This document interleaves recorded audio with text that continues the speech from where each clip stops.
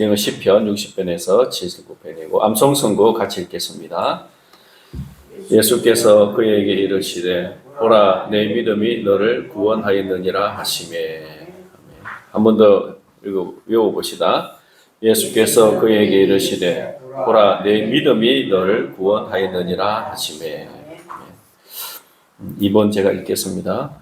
이 믿음으로 신자는 말씀에 계시된 것마다 참되다고 믿으니 하나님 그분의 근의가 그 속에서 말씀하시기 때문이며 각 부분이 담고 있는 내용에 대해서는 각각 다르게 응답하는데 저 계명에 순종하고 엄정한 경고에는 두려워 떨며 현세와 내세에 미치는 하나님의 약속은 받아들인다. 그러나 구원에 이르게 하는 믿음의 주된 행위들은 은혜 언약의 덕분에 칭의와 성화와 영생을 위해 그리스도만을 영접하고 받으며 의지하는 것이다. 아멘.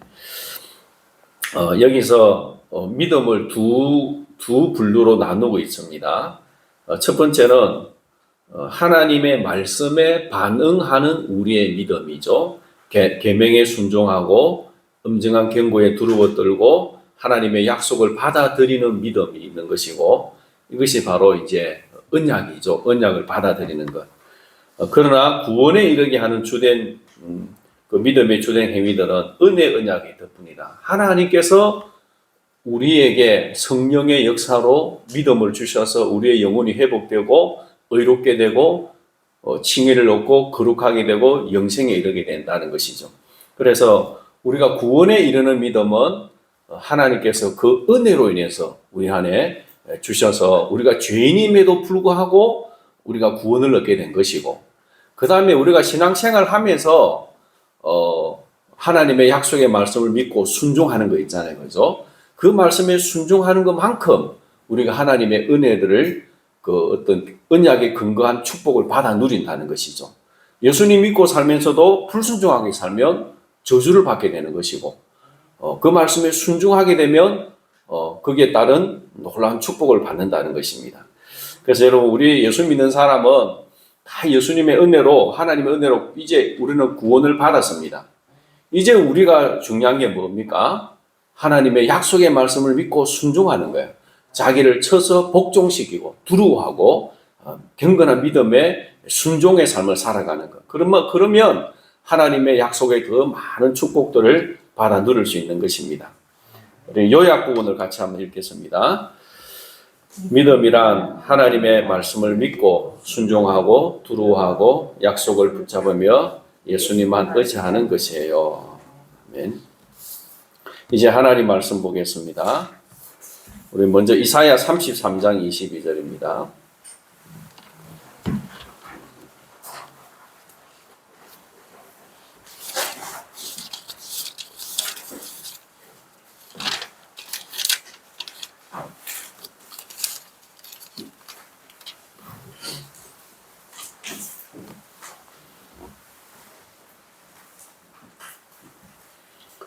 이사야 33장 22절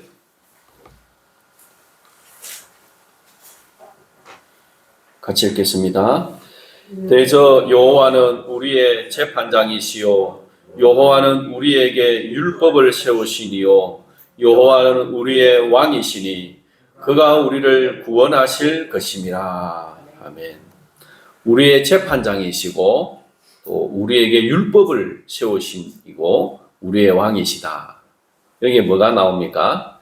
재판장이고 법을 세우시고 우리를 통치하는 왕이심을 바로 하나님의 나라의 그 통치 기구들을 보여주죠. 그 다음에 마태복음 28장 보겠습니다. 마태복음 28장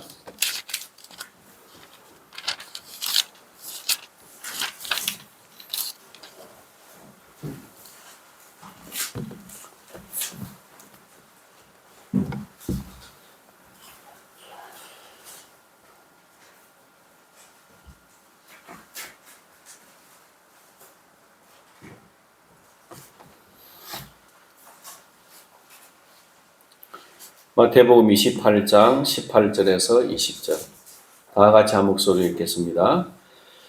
예수께서 나와 말씀하여 이르시되 하늘과 땅의 모든 권세를 내게 주셨으니 그러므로 너희는 가서 모든 민족을 제자로 삼아 아버지와 아들과 성령의 이름으로 세례를 베풀고 내가 너희에게 분부한 모든 것을 가르쳐 지키게 하라. 볼지어다 내가 세상 끝날까지 너희와 항상 함께 있으리라 하시니라. 아멘. 예수님께서 부활하신 후에 승천하시기 전에 제자들에게 주신 말씀이죠. 하늘과 땅의 모든 권세를 내게 주셨으니 그러므로 너희는 가서 모든 민족을 제자로 삼아서 이 복음을 전하라고, 그리고 세상 끝날까지 내가 너희와 항상 함께 있으리라고 말씀합니다. 오늘 말씀의 제목은 언약 신앙에 근거한 신앙, 또 하늘과 땅의 모든 권세를 가지신 분, 이렇게 두 개가 나와 있는데 우리 예수님은 하늘과 땅의 모든 권세를 가지신 분입니다. 여기서 하늘과 땅의 권세는 뭘까요? 우리 다니엘서 2장 21절에 보면 같이 읽어봅시다. 그는 때와 계절을 바꾸시며 왕들을 폐하시고 왕들을 세우시며 지혜자에게 지혜를 주시고 총명한 자에게 지식을 주시는도다. 하나님은 때와 계절을 바꾸신대요. 그것은 역사의 흐름, 제국의 흥망성쇠를 말하는 것이죠. 어떤 나라를 세우시고 어떤 나라를 망하게 하시고 또 어떤 왕을 세우시고 또 어떤 왕은 패하게 하시고, 그렇게 이 인류 역사의 흐름을 주관하시는 분이다 하는 거죠. 그런데 그런 하나님의 인류 역사의 흐름을 주관하는 그 하나님의 지식을 누구에게 주시느냐 하면 지혜자에게 지혜를 주시고 총명한 자에게 지식을 주신다. 그래서 지혜자는 시대 속에서 하나님의 손길을 읽어내는 사람이죠. 하나님이 지금 이렇게 역사를 이루어 가시는구나. 그 다음에 총명한 자는 그 뜻을 실천으로 옮기는 이해력이 있는 사람이죠. 그래서 하나님의 구속사적 관점에서 역사와 시대를 보는 사람이죠. 이들이 다니엘을 비롯한 선지자들입니다. 자, 애굽에 요셉이 노예로 끌려가서 거기서 총리가 되잖아요, 그죠? 그리고 이제 하나님이 이 야곱 가족을 애굽으로 이끌어갑니다. 그래서 하나님이 애굽을 통해서 이스라엘을 보호하고 숫자가 번성하게 해주시고 또 나중에는 핍박을 받게 되고 출애굽하게 되는 거죠. 그런데 어떤 때는 애굽으로 들어갔다가 어떤 때는 애굽으로 나오게 되는 거예요, 그죠? 들어가라고 할 때는 들어가야 되고 하나님이 나오라고 할 때는 나와야 되는 거예요. 그걸 지금은 하나님이 우리를 애굽으로 들어가라 하시는구나. 그걸 분별하는 사람이 지혜자고 총명한 사람이라는 거죠. 거기 안 들어가겠다고 막 버티면 안 되는 거예요. 그런데 하나님이 애굽에 들어가서 400년 가까이 살아라고 하시잖아요. 그 때가 되면 불러내시는 거예요. 그런데 그 중간에 보면 어떤 그 에브라임 그 므낫세죠. 므낫세 지파들이 이렇게 중간에 나와가지고 막 블레셋 사람들에게 죽는 내용들이 나옵니다. 그러니까 하나님의 뜻을 분별하지 못하고 자기들이 뭔가 막 하려고 하면 일이 안 되고 망한다는 것이죠. 그래서 우리들은 하나님이 인류 역사를 어떤 방향으로 이끌어 가시고 그리고 내 개인의 삶을 하나님이 어떻게 이끌어 가시는가에 내 관점이 아니라 하나님의 관점에서 읽어내려고 해야 됩니다. 그래서 여러분의 인생을 내 관점으로 보지 말고 하나님의 관점에서 한번 보십시오. 내 삶을 하나님이 어떻게 이끌어 오셨고 앞으로 어떻게 이끌어 가기를 원하시는가? 하나님의 뜻이 무엇인가? 그러면요, 거기에 순종하면 되는 거예요. 근데 때로는 하나님이 이스라엘 백성들을 광야 생활할 때 거친 길로 인도했습니다. 너무 거친 길로 인도했어요. 그래서 백성들이 너무 힘들다고 불평을 했잖아요. 그러니까 하나님은 어떻게 하십니까? 불뱀을 보내가지고 물로 죽게 하는 거예요. 또 어떤 데는 그 엘림, 오아시스가 있는 70개의 오아시스가 있는 엘림으로 이끌어 갔었어요. 70그루의 그 나무가 있는 오아시스로. 그게 너무 좋은 거야. 그런데 하나님이 때로는 광야길을, 때로는 거친 길을, 때로는 오아시스로, 때로는 적과 꿀이 흐르는 길로 그렇게 하나님이 이끄실 때 원망하고 불평하지 말고 묵묵히 하나님이 나를 이끌어 가시는 길에 순종하고 따라가는 것이 총명이고 지혜자입니다. 그래서 여러분, 우리 예수님 믿는 사람은 지금 내게 힘들어도 원망하거나 불평하지 않습니다. 왜냐하면 하나님이 내 길을 인도하고 계시기 때문이죠. 그래서 하나님의 관점에서 봐야 됩니다. 그리고 이 세계 역사의 흐름도, 우리나라의 흐름도, 정치도 사람을 보고 판단하려고 하지 말고 하나님이 이 역사를 어떻게 이루어 가시는가를 보려고 노력을 해야 됩니다. 자, 다니엘이 본 환상이 있잖아요. 그죠? 다니엘이 무슨 환상을 봤냐면 바다에서 네 짐승이 나옵니다. 그래서 그것은 네 제국에 대한 환상이죠. 그래서 네 짐승의 환상을 다 보여주고 첫 번째는 사자고 독수리, 사나운 짐승인데 이 독수리의 날개가 뽑히고 두 발로 일어서고 사람의 마음을 받게 되는, 그래서 느부갓네살 왕의 변화되는 모습을 보여줬잖아요. 그죠? 그 다음에 곰인데 두 발로 이렇게 들고 이빨 사이에는 많은 뼈를 물고 있는 메데와 페르시아, 수많은 사람을 죽이고 제국을 점령하는, 그러다가 한 페르시아가 고레스 왕이 다스리게 되는 걸 보여주잖아요. 그 다음에는 표범이 나오죠. 표범은 굉장히 빠르잖아요. 바로 헬라 알렉산더 대왕이 빠르게 세상을 점령하는 걸 보여주고, 그 다음에는 짐승이 이름이 없어요. 이름 없는데 표현을 하기를 크고 무서운 짐승이에요. 물어서, 그죠? 물어서 부서뜨리고 발로 바밭을 파괴하는 너무나도 잔혹하고 무서운 짐승이 나오는 거예요. 그런데 그 짐승은 바로 교회를 박해하는 로마를 뜻하고 그 시대에 하나님이 하나님의 나라를 세운다는 거죠. 그것이 오늘 다니엘 7장 13절 14절에 적었는데 한번 읽어봅시다. 인자 같은 이가 하늘 구름을 타고 와서 예적부터 항상 계신 이에게 나아가 그 앞으로 인도되매 그에게 권세와 영광과 나라를 주고 모든 백성과 나라들과 다른 언어를 말하는 모든 자들이 그를 섬기게 하였으니 그의 권세는 소멸되지 아니하는 영원한 권세요 그의 나라는 멸망하지 아니할 것이니라. 바로 예수님이 언제 오셨습니까? 어느 시대에 오셨습니까? 로마 시대에 탄생하셨잖아요. 그죠? 그리고 유대인들이 로마의 힘을 빌어서 예수님을 십자가에 못 박혀 죽였습니다. 그러나 예수님은 부활하시고 하나님 보좌의 우편에 올라가셨습니다. 그래서 하나님은 예수님에게 모든 권세와 영광과 나라를 주셔서 통치자로 세워주셨습니다. 그런데 그 하나님의 나라는 멸망하지 않을 것이라는 거죠. 그런데 예수님이 마귀에게 시험을 받을 때 사탄이 아주 교묘하게 예수님을 시험한 게 나옵니다. 마태복음 4장 8절과 9절에 보면 마귀가 예수님을 데리고 지극히 높은 산으로 올라가서 천하만국의 영광을 보여줍니다. 온 세상과 그 영광을 보여주면서 뭐라고 합니까? 만일 내게 엎드려 경배하면 이 모든 것을 너에게 주겠다는 거죠. 이 모든 것을 너에게 주겠다. 그런데 이 사탄의 말은요, 거짓말이지만 일부 사실도 있습니다.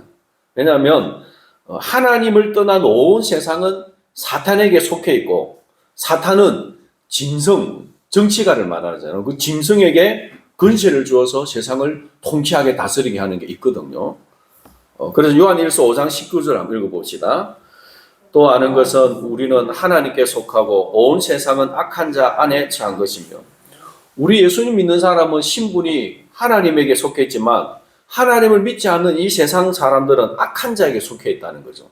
그래서 이 세상의 악한 자, 그 사탄 마귀가 이 세상을 지배하고 통치하고 있는 것이죠. 그리고 계시록 13장 4절에 용이 짐승에게 권세를 주므로, 바로 이 짐승은 에덴 동산에서 뱀, 하와를 유혹했던 그 뱀을 상징하면서 동시에 이 세상의 통치자들을 말하는 거예요. 힘으로 교회를 억압하고 또 사람들을 학대하는 그런 정치가들을 말합니다. 그러나 이 사탄의 말이 거짓말인 것은 모든 것은 하나님의 허락하에서 가능하다는 것이죠. 욥기 1장 12절 읽어봅시다. 여호와께서 사탄에게 이르시되 내가 그의 소유물을 다 내 손에 맡기노라.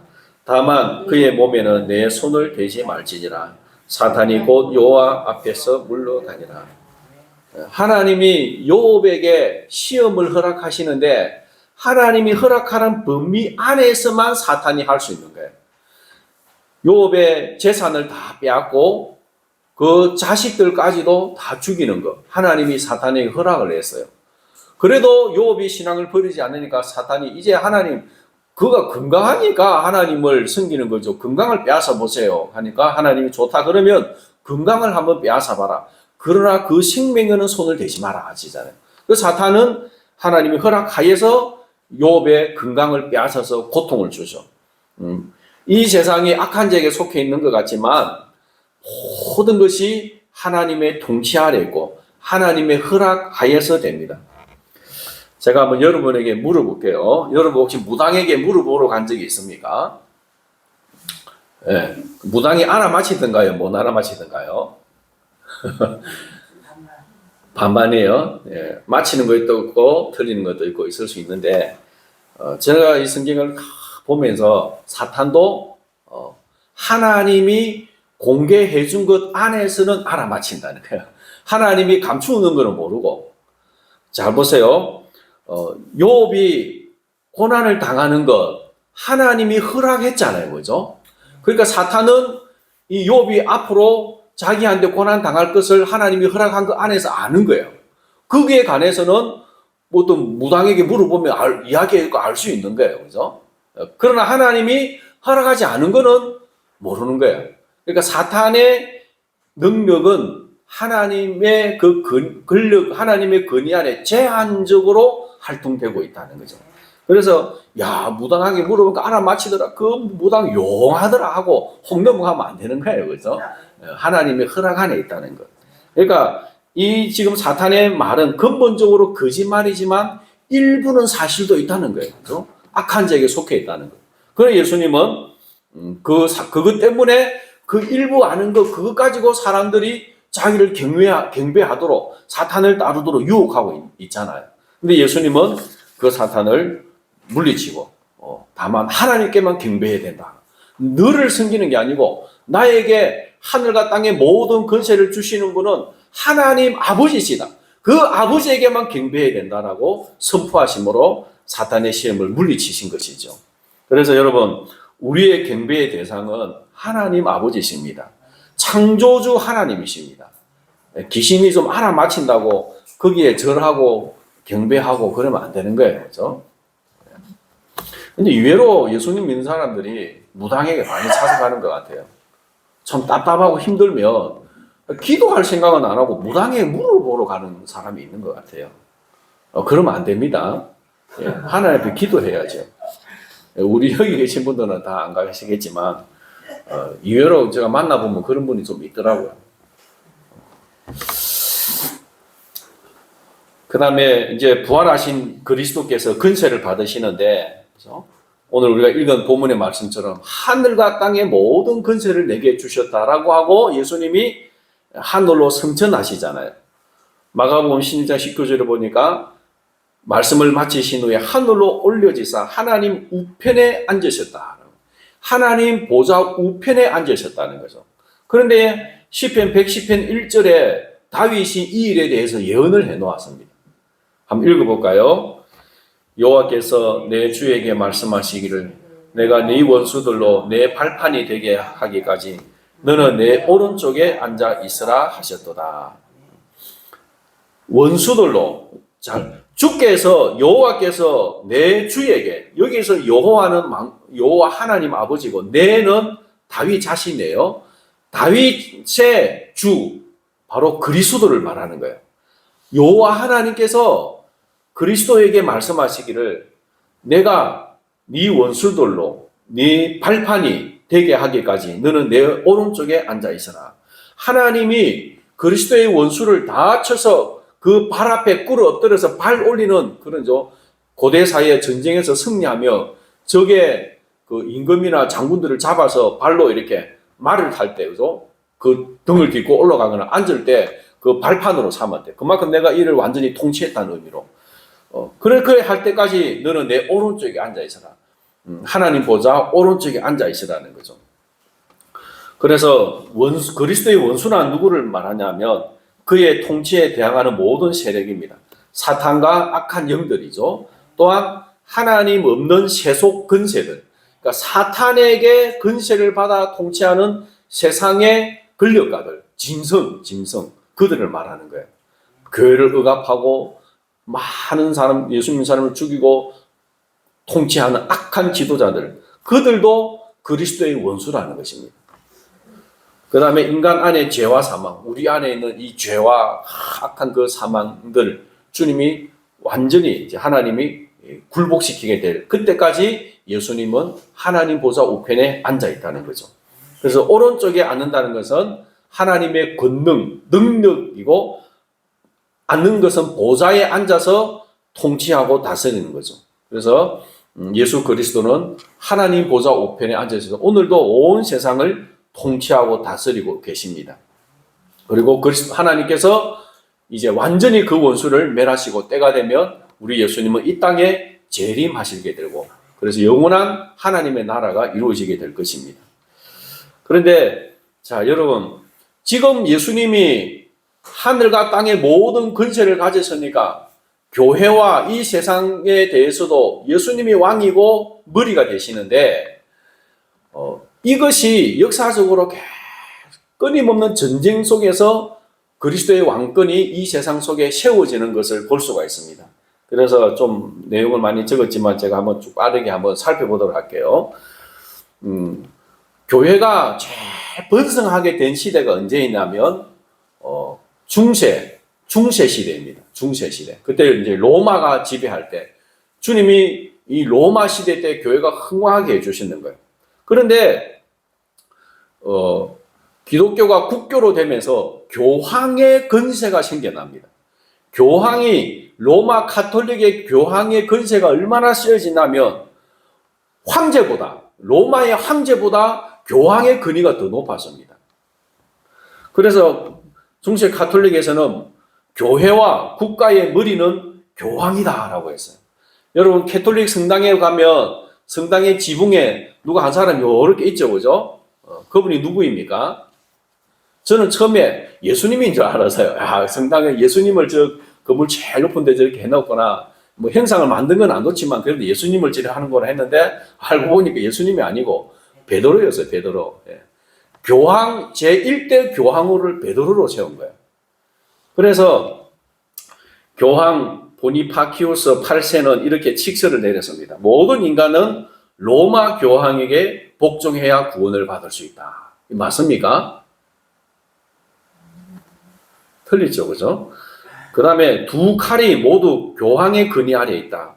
하나는 사제가 사용하고 다른 하나는 왕이 사용한다. 그러나 두 칼의 소유자는 교황이다.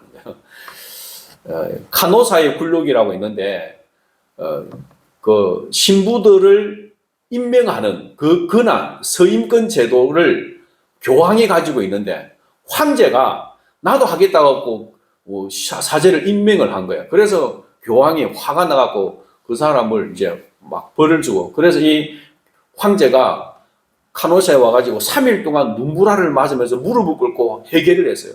교황님, 내가 잘못했습니다. 그래서 용서를 해줍니다. 그리고 그 정도로 이 교황의 권위가 막강을 하고, 교황이 이 성경의 권위와 동일하게 여겨진 거예요. 그러니까 그리스도가 왕이신데 교황이 왕이 된 거예요. 참 기가 찬 일이죠. 그러다가 이제 그 십자가 전쟁을 거치고 종교개혁이 일어나면서 교황의 권위가 약해지고, 이제는 절대 왕정 시대, 황제의 시대가 돌아온 거예요. 그죠? 루이 14세라는 영화 보면 나오잖아요. 그죠? 그래서 이 황제가 이제 힘을 가지게 되면서 절대 왕정 시대는 국가와 교회의 머리는 왕이다라고 선포한 거예요. 그래서 잉글랜드의 제임스 1세, 킹 제임스 성경을 번역하게 만든 왕이죠. 이 사람이 뭐라고 하냐면, 왕들은 신의 대리자이며 지상에서 신의 자리를 차지한다. 국가의 머리도 왕이고 교회의 머리도 왕이다라고 한 거예요. 그래서 교회도 왕의 통치 아래 있다고 한 거예요. 그러니까 여기에 이제 종교개혁 시대의 언약신학의 정립으로 인한 그리스도의 왕권이 확립됐다는 거죠. 그러니까 종교개혁을 한 사람들은 이 장로교들이죠. 루터교, 장로교, 이분들은 그리스도가 교회의 머리다는 거예요. 그리고 국가에 왕이 있지만 국가의 진짜 왕은 그리스도다. 왕은 국가 그리스도의 대리통치자일 뿐이라는 거죠. 그걸 주장하고 이제 싸우게 되는 거예요. 그래서 개신교에서는 교회와 국가의 머리는 그리스도이다라고 주장을 합니다. 그래서 루터가 뭐라고 했냐면 국왕이라 할지라도 교회의 머리가 될 수 없으며 그는 단지 교회의 보호자일 뿐이다. 교회를 보호해야 될 왕이지 자기가 머리가 되면 안 된다는 거죠. 칼빈은 왕도 그리스도의 통치 아래에 있는 종이다. 그러니까 이 개신교는 로마 그 가톨릭으로부터도 핍박을 받게 되고 그 다음에 절대 왕정 왕으로부터도 박해를 받게 되고 그래서 이 가톨릭은 많은 박해를 받고 전쟁을 하게 됩니다. 그러다가 이 언약 신학이 뭐냐면 교회의 머리는 그리스도이고 국가의 머리도 그리스도이다라고 성경적으로 정립한 것이 언약 신학이라는 언약 신학. 이 언약 신학이 언약 정치로 발전하게 되어집니다. 근데 이 부분이 이제 나중에 국민 주권 사상으로 발전하게 되고 굉장히 중요한 역사적인 사실입니다. 이 하나님과 교회, 나아가 국가와의 관계를 언약으로 이해하고 국가는 하나님과의 언약 안에서 통치해야 된다. 그러니까 우리가 하나님과 우리가 언약 관계에 있잖아요. 그죠? 그것처럼 이 국가도 하나님과 백성들과의 언약 안에 있다는 거예요. 언약 안에. 왕이 자기 마음대로 하는 절대 군주가 아니고 계약 관계에 있다는 것이죠. 그래서 그 계약을 어기면 안 된다는 거예요. 그것이 상립된 것이 스코틀랜드 장로교회의 국가 언약, 그 다음에 음숙 동맹과 계약 이런 것들입니다. 이거는 지난번에 한번 말씀드릴 수 있죠, 그죠?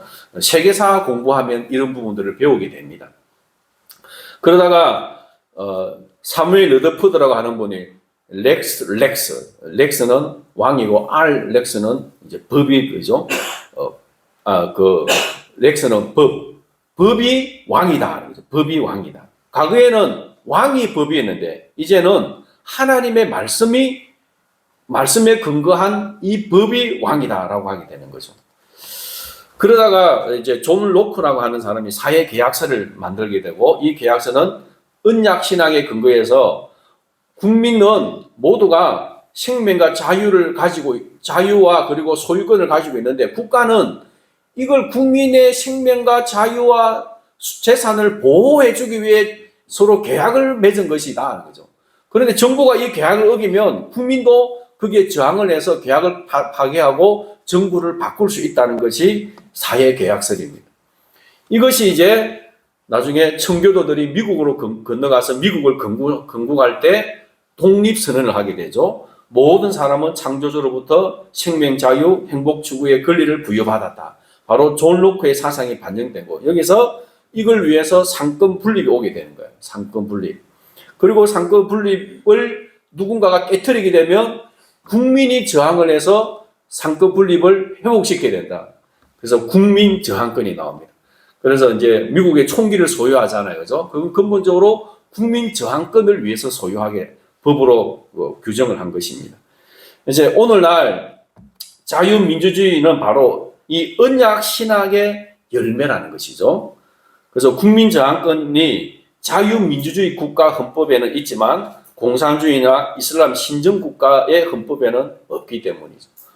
국민 저항권이 있는 것은 바로 이 언약신학, 계약신학, 국가의 누군가가 언약을 어기면, 계약을 어기면 국민들도 그 계약을 깨뜨리고 정부를 바꿀 수 있다는 게 국민 저항권인 거예요.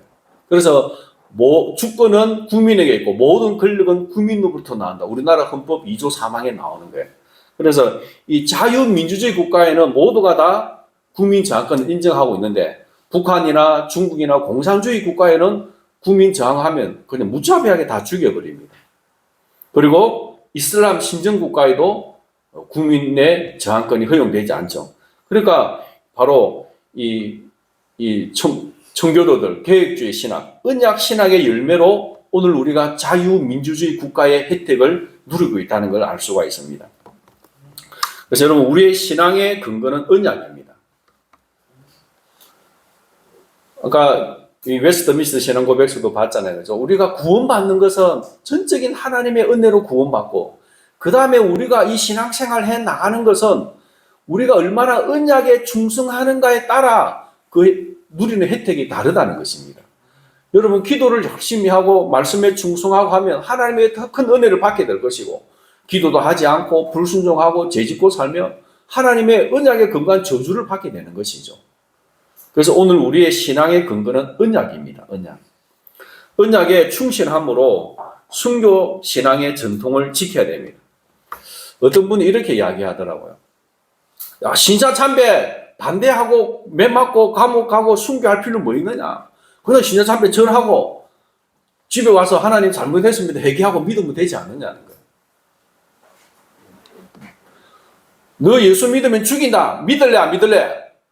그래가지고 예수 믿겠다고 죽지 말고 안 믿을래 하고 살고 와서 집에 와서 회개하고 예수님 믿습니다 하면 안 되냐는 거예요.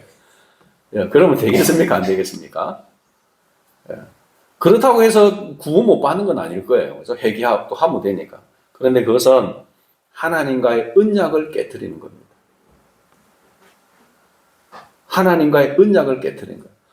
부부가 결혼을 했으면 서로에 대해서 순결을 지켜야 되잖아요. 그죠? 그걸 깨트리면 이혼 사유가 되는 것처럼 하나님과 언약을 맺었으면 하나님을 향한 이 신앙의 정죄를 지켜야 되는데 이걸 깨트리면 하나님은 거기에 따른 근거한 저주와 심판을 내리는 겁니다.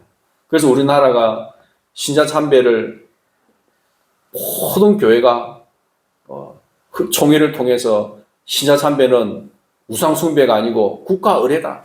국가 의례다. 그래가지고 부산에 송도 바다가 있잖아요. 해운대 옆에 송도 바다가 있잖아요. 거기에 목사들이 가가지고 일본 천황의 이름으로 세례를 받았어요. 목사들이 그랬다니. 그러니까 모든 이 교회들이 신자 참배를 한 거예요. 그러다 거기에 반대한 사람들은 목숨을 걸고 순교를 하고 이제 그분들의 신앙의 정통을 우리 고신교단이 이어받았잖아요. 그죠? 그러니까 뭐 적당히 죄짓고 타협하고 회개하면 되지. 물론 그래도 하나님은 구원해 주실 겁니다. 하나님 은혜로 구원받은 거니까. 그러나 그에 따른 언약의 저주가 있다는 것이고 그 신자 참배 각을 한 것 때문에 우리나라에 6.25와 같은 전쟁이 일어난 것이라고 생각을 합니다. 하나님의 심판이 오는 거예요. 성도는 하나님과의 언약을 위해서 목숨을 걸어야 됩니다.